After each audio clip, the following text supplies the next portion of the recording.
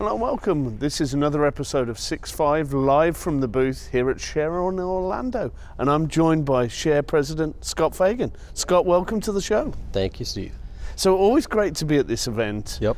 You guys take us on a mystery tour around the country, but Orlando's great venue. Expo Hall was sort of buzzing last night, I thought. It was awesome. It was awesome, the number of people that showed up, and the energy here was pretty high. And So where are you from in attendance? Just give us a view. Are we up from last year? we are about the same as last year. Okay. So, We're back post-COVID, basically. Yeah, we kind of reached that post-COVID, what would you call it, the steady state. That's a good thing, I think. It is a good thing. It allows us some constancy, right? Coming out of COVID was difficult. We had no idea how to plan. Right, and and some of the things were, many customers were, or many of our members were looking at travel restraints. I mean, just coming out of COVID, and in some cases, the larger the customer, the slower the policies are to change. Yeah. And we've heard a lot of that. I think we're going to probably see an uptick in Kansas City in August. I think so. Because we had a lot of, hey, we're sorry we can't come kind of notes, but we are definitely on track for Kansas City. That's good. So, and of course the predictions of the economy's demise this year were, I think, a little overblown. So we're not going there. Yeah, we're not going there. Well, I'm certainly not going to touch that topic. No, but I think it's from that perspective, right? I mean, we are a lot of financial companies, a lot of insurance companies, and when there's jitteriness about the they economy, go where the economy goes, basically. Right. And so it's like they're going to lock down and they're going to minimize spend, and so we completely understand that, right?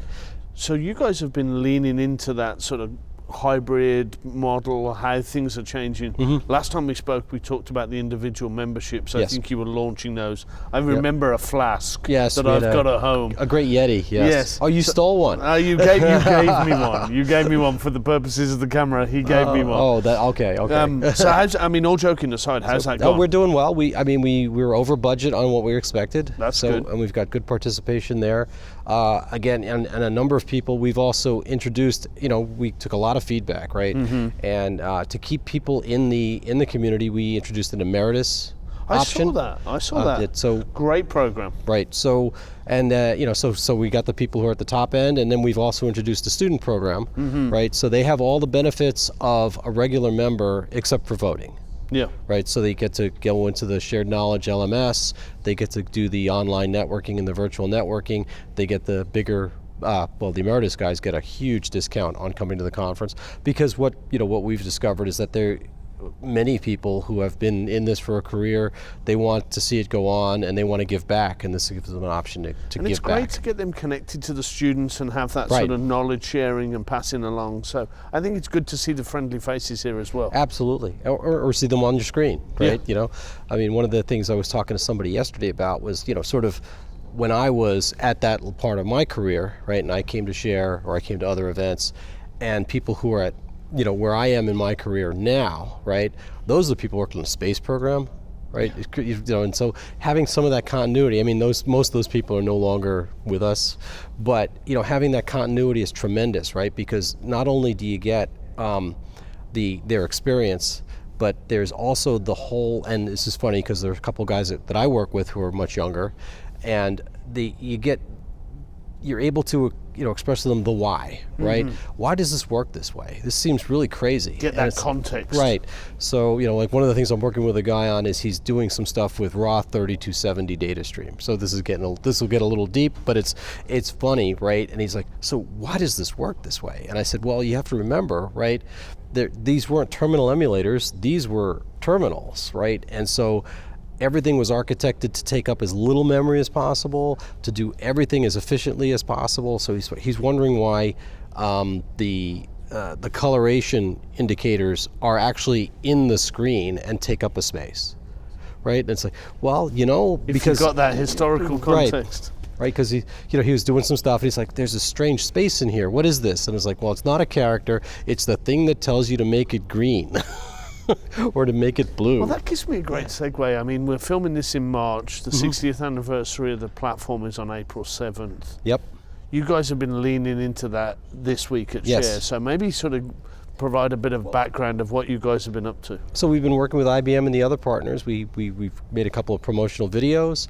We had a huge cake with System 360 all over it, and we've been having time to celebrate, right? Absolutely, right. And if you came to share, you got a 60th anniversary of the Mainframe pin, which I wish I could hold up and wave around. We should have organized that a little bit. I need one. Yeah, you need one too. Yeah, well, we got you the Yeti. This time we'll get you the pin. This is not me begging swag, but that's how it's going to look if you watch these videos. I thought that's why you got into this, right? So you could get great stuff from all the conferences and all the vendors. Yes, my wife likes the T-shirts to sleep in, so maybe I need to pick some of those up while I'm here. Need some more car rags, right? Yeah. So and we have a great purple T-shirt this time. Yeah. So if you are here and you see this, come to the booth, right? Update your membership information, and we'll give you a new T-shirt. We also have those great Yetis. We got a bunch more. Fantastic. And to sort of try to bring more of the community in and make it easier. It's hard to get scheduled for a session at Share, right? Yeah. There's so much great information. There are so many people who are so freaking smart about this stuff who want to share, and we only have 400, 500 slots to put things in, and we typically get thousands of calls. I think we talked about it the last time, the online portal and the learning management system. You guys are doing a great job on building that out and keeping that continuity in between the events. Exactly, right. So what we're having now is a premium, and one of the things that's really cool is, right, you don't have to do an hour session, right? A video can be 5 minutes, it can be 25 minutes. You want to do like a podcast or a vodcast, it could be 3 hours, right? I mean, I could do Joe Rogan on mainframes, right? We might have to try to figure that out, right? Yeah, that might blow your budget for the next one. But if you come in and you suggest something to go into shared knowledge, around the back side of this booth are a bunch of Yetis, and you'll get one. Right, fantastic. So it's for the first 50, I think. Well, I think that's great. I mean, trying to expand out the portfolio. The sessions here are fantastic. Right. Being here is great. Being able to interact with the speakers is great. But there's a lot of people who can't maybe come, Precisely. or maybe come to one but miss the next, who need to still get that content because they're in their shop and they need to know about the latest release of ZOS or DB2 or Kicks, or they need a masterclass on the tools because they're doing something.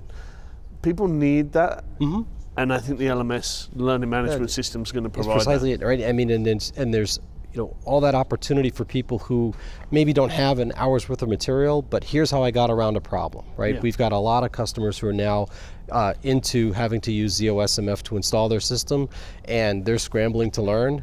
And it would be great, right, if somebody would come up with a video and say, hey, I ran into this problem with the install. It's not a real problem. It's just I didn't know what to do. You've got to navigate it this way. Exactly, right? And go make a short video, do a little voiceover. Maybe it's 10 minutes, maybe it's 15 minutes. Put in the LMS. You can be a hero, right? Well, I mean, that's what the conference is all about. It's in the name, sharing that knowledge and that best practices. If we go back over the 60 years, that's what this conference has always been about. Yep, it's always been about people helping people, right? In the old days, it was, how do you get this behemoth up and running and keep it running? Now it's much more around, how do I find skills? How do I get people to, to understand? I'm sure that there's a whole wealth of knowledge about Python out there that people here could probably use, right? And a lot of the other things that are going on, and to help. I think there's going to be a lot of work, coming up in the future that where, we talk about the hybrid cloud or the public cloud and hooking the mainframe up to that. It's one thing to say, I got the wires out to the internet. It's another thing to say that I've done that securely and I've done it efficiently. And share that best practice, right, best practice.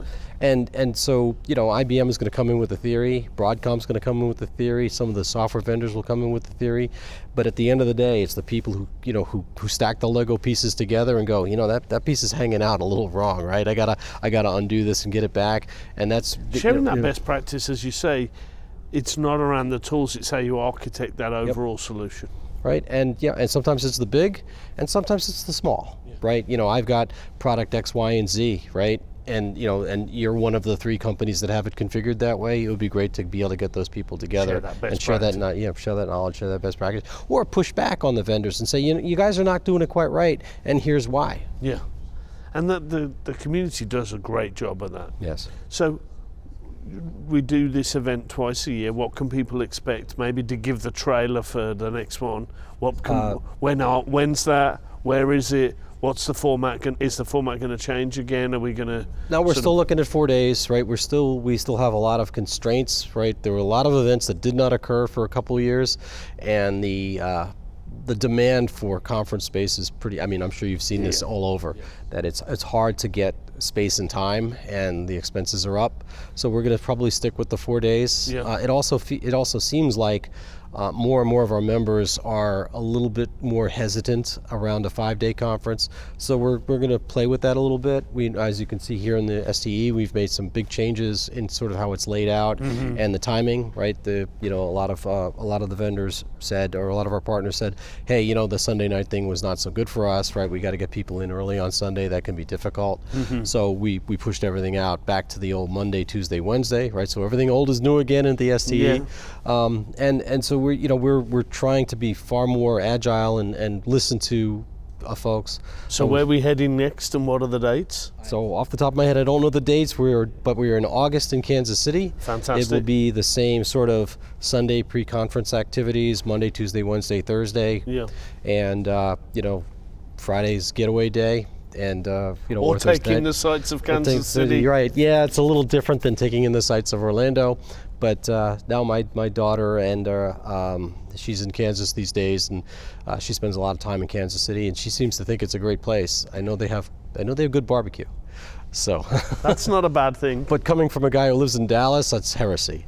Well, again, I'm not. You're trying to get me into all these subjects. I'm just not going to go there. No, you're not going to go there. We tried to steer me into politics and to who's got the best barbecue. No, I wasn't steering you into politics. I was steering you to what people were thinking, right? I'm joking. And what they were telling us. I know it's the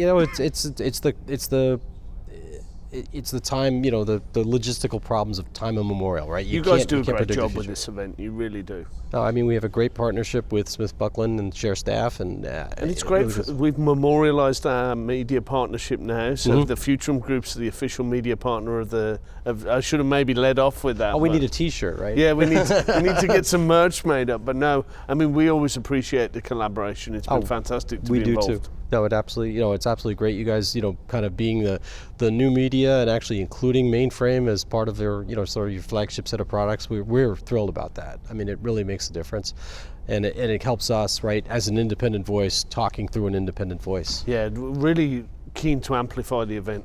Well, Scott, always a pleasure to have you on the show. Thank you very much, as always. Well, thank you, Steve. Appreciate it. Appreciate it. Thank you very much for watching. You've been watching 6.5 in the booth, coming to you live from Share in Orlando. We'll see you next time. Thank you very much for watching.